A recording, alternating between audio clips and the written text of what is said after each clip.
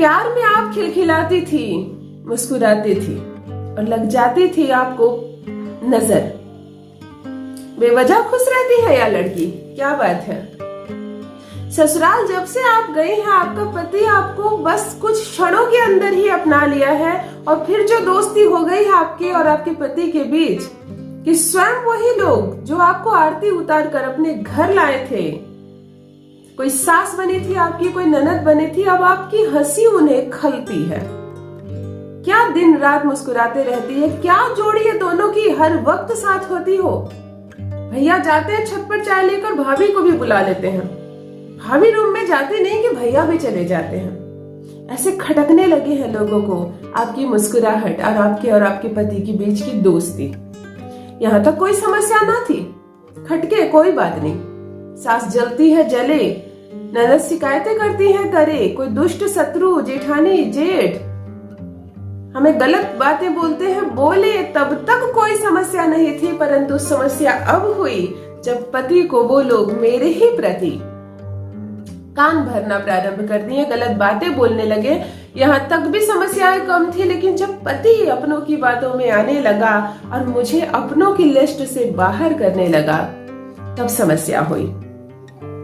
अब नहीं आता वो चाय पीने मेरे पास, मैं कमरे में घंटों रहती हूँ, उसे कोई मतलब नहीं है। वो आना भी चाहता है तो वो अपने घर वालों का चेहरा देखता है, उसे ऐसा लगता है मेरे जाने से सबको बुरा लगता है, मैं नहीं जाऊंगा। टीवी देखकर वो समय बिता देता है, मैं सो जाती हूँ, वो नहीं आता है। तब समस्याएं होती है। मैं मायके जाती हूँ, वो लेने नहीं आता मुझे। आना होगा किसी के साथ आ जाना, नहीं आना होगा तुम वहीं रहना। तब दिल टूटता है, क्या करूं मैं, मुस्कुराना छोड़ दूं, मैं अपने पति के साथ दोस्ती कम कर लूं।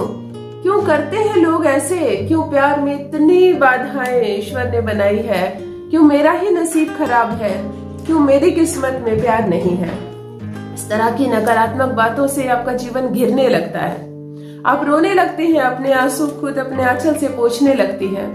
राहु एक्टिव हो जाता है, फिर झगड़े प्रारंभ होते हैं। आपको कुछ अपशब्द बोल देती है, वो कुछ अपशब्द बोल देता है, फिर मंगल एक्टिव हो जाता है और फिर सारे ग्रह इतने दूषित हो जाते हैं कि आपका शुक्र तो नीचे चला जाता है, आपका गुरु नीचे चला जाता है, आपको मायके भेज दिया जाता है, शादी तोड़ने की बात की जाती है, खर्चा नहीं दूंगा, तलाक दे दूंगा, तुम हमारे घर के लायक नहीं हो, इतनी बातें कही जाती हैं कि अब संवारना भी चाह रहे हैं आप इस खंडित रिश्ते को, तो आपको ऐसा लग रहा है कि अब कुछ नहीं हो सकता।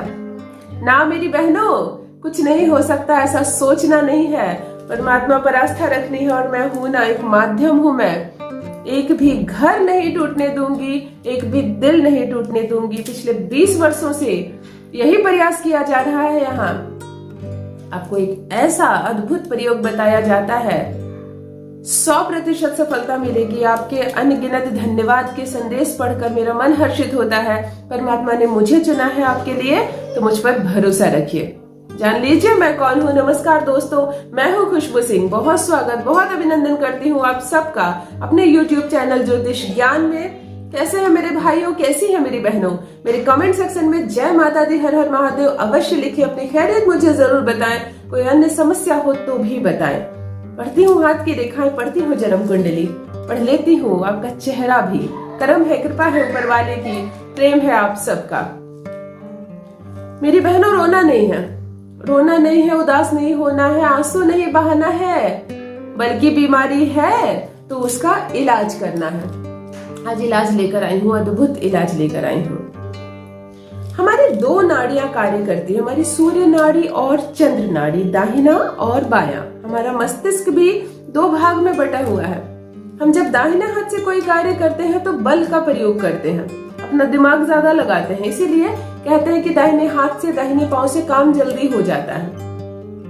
जब हम अपने बाएं हाथ का प्रयोग करते हैं, शरीर के बाएं अंग का प्रयोग करते हैं, तो हमारा दिल कार्य करता है। हम दिल से सोचते हैं, एंगेजमेंट की रिंग पहनते हैं, प्यार करते हैं, हाथ बढ़ाते हैं, ये सारा हमारा बायां अंग कार्य करता है। इसका स्वामी सूर्य है तो इसका स्वामी चंद्र। क्यों कर रही हूँ आज ऐसी बातें? क्योंकि इसका संबंध है। जब हम रोते हैं, आंसू बहाते हैं, किसी के लिए तड़पते हैं, तो हमारे शरीर का बायां अंग एक्टिव होता है। उसके बाद हम निर्णय लेते हैं, हमें छोड़ देना है उसे, मैं रह लूंगी उसके बिना, वो क्या समझता है, उसके बिना मेरा जीवन खत्म हो जाएगा। तब हमारा मस्तिष्क, हमारे शरीर का दाहिना भाग कार्य करता है।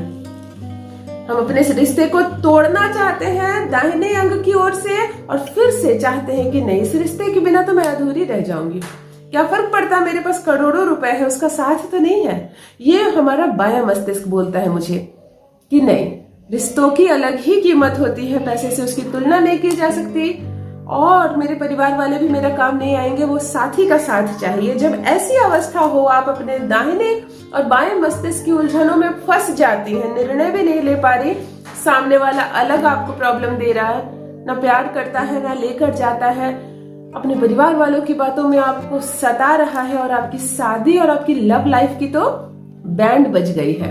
तब मेरी बहनों, करे एक छोटा सा प्रयोग, आज अद्भुत प्रयोग लेकर आई हूँ। एक सफेद पेपर पर महज आपको कुछ लिख देने मात्र से आपका यह रिश्ता जो प्रतिकूल चल रहा था पुनः अनुकूल चलने लगेगा।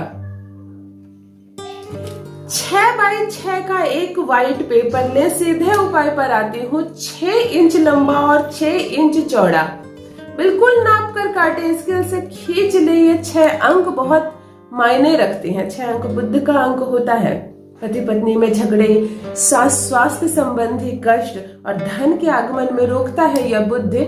जब बुद्ध खराब हो तो सबसे पहले पति पत्नी के रिश्ते पर प्रभाव डालता है। चलिए हम 6 का प्रयोग करते हुए सर्वप्रथम जो कागज लेते हैं उसकी चारों भुजाएं 6-6 इंच लंबी और चौड़ी हो, बिल्कुल सफेद पेपर हो, कोई लाइन ना हो, ध्यान दे, और नई हो। किसी कॉपी का भाग हो तो वो नई कॉपी हो, डायरी का पेज हो तो नया हो, वरना आप कोई पन्ना खरीद कर लाते हो तो वो नया हो।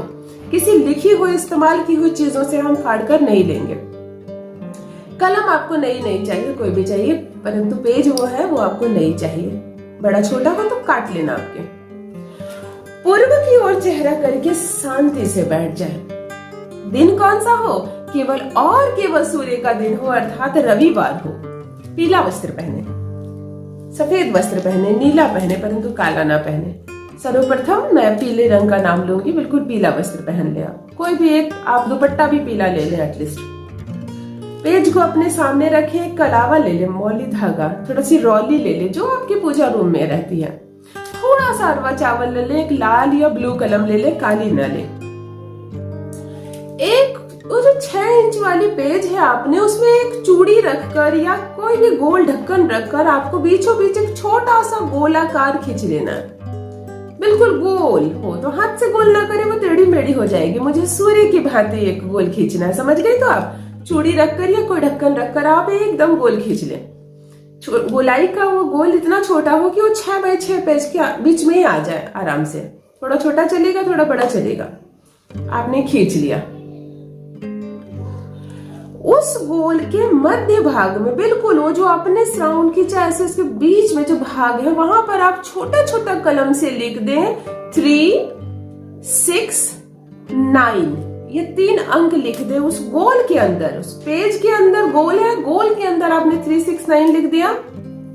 अब गोलाई के चारों ओर आपको अपने पार्टनर का नाम लिखना है। पहले 3 बार, थोड़ा स्पेस देकर 6 बार, और थोड़ा स्पेस देकर 9 बार। उस गोल के अंदर जहां आपने 3, 6, 9 जिस घेरे के अंदर लिखा, उस घेरे के अंदर आपको पहले 3 बार, यदि रेखा कर रही है राजीव के लिए तो रेखा लिखेगी राजीव राजीव राजीव, थोड़ा सा स्पेस दे देगी, जगह दे देगी। अगेन 6 बार लिखेंगी राजीव, थोड़ा स्पेस देगी, अगेन 9 बार लिखेगी राजीव। यानी आप अपने पार्टनर का नाम 3 बार, 6 बार और 9 बार, जैसे भी एडजस्ट हो। गोल घेरे के अंदर काफी जगह होती है, नाम बहुत कम जगह लेता है। प्रसन्नता के साथ लिखें। लिख लिया आपने? अब ध्यान दे, हम चित्र बनाते हैं ना सूर्य का, बच्चों को सिखाते हैं ना, चूड़ी से गोल करो और ऐसे ऐसे ऐसे किरण बना दो, सूर्य बन गया। इस गोल के चारों ओर आप सूर्य का डिजाइन बना दीजिए, जैसे किरण बना दीजिए, जिससे कि कोई भी इस चित्र को देखे और उसके मुख से प्रथम निकले ये तो सूर्य है। ऐसा आप सूर्य की तरह बना दीजिए। अंदर 3, 6, 9 है, अंदर 3, 6 और 9 बार आपके पार्टनर का नाम है। थोड़ा सा अरवा चावल 369 पर रखना है, थोड़ी सी रोली रखनी है और पेपर को 4 बार, 8 बार और 12 बार फोल्ड कर देना है। बिल्कुल इतनी छोटी डिबिया बना देनी है आपको। मुस्कुराते हुए हर्ष के साथ, कोई आंसू नहीं है यहाँ। डिबिया बना दी, कलावा लिया और आपने उसे बिल्कुल बांध कर एक ताबीज जैसा एक रूप धारण की दीजिए। बिल्कुल बांध दीजिए, इधर से भी इधर से भी। इतनी छोटी सी पेपर को फोल्ड हो गया। 6x6 का पेपर बहुत बड़ा नहीं होता। आपने बिल्कुल फोल्ड करके इसे अपनी मुट्ठी में रख लिया। संडे के दिन, जिस दिन आपने यह प्रयोग किया, जिस वक्त से किया, उस दिन से सूर्यास्त तक, जब तक सूर्य चला न जाए, इसे आप अपने पास रखें। या धागे में बांध करके गले में पहन ले, या चूड़ी में फंसा कर पहन ले, या अपने पर्स में रख ले। आपने जीन्स पहना है तो जीन्स की जेब में रख ले, और इसे अपने शरीर में ही रखें। टेबल पर ना ले जाकर रख दे, अलमारी में नहीं, सूर्यास्त तक, केवल सूर्यास्त तक। उसके बाद जब सूर्यास्त हो जाए, अब आप सोने जाने लगेंगी, रात होने लगेंगी, तब इसे आप अपने शरीर से हटाकर अपने पर्स में रख लें। आपको 7 दिनों तक, यानी जब तक अगला संडे ना आ जाए, इसे अपने पास रखना है। यदि संभव हो तो अगले दिन जैसे ही सूर्योदय हो, फिर आप इसे अपने पास रख ले। स्नान कर ले, कपड़े बदल ले, उसके बाद फिर इसे अपने पास रखे। जब तक सूर्य चमकता रहे, इसे अपने पास रखना है।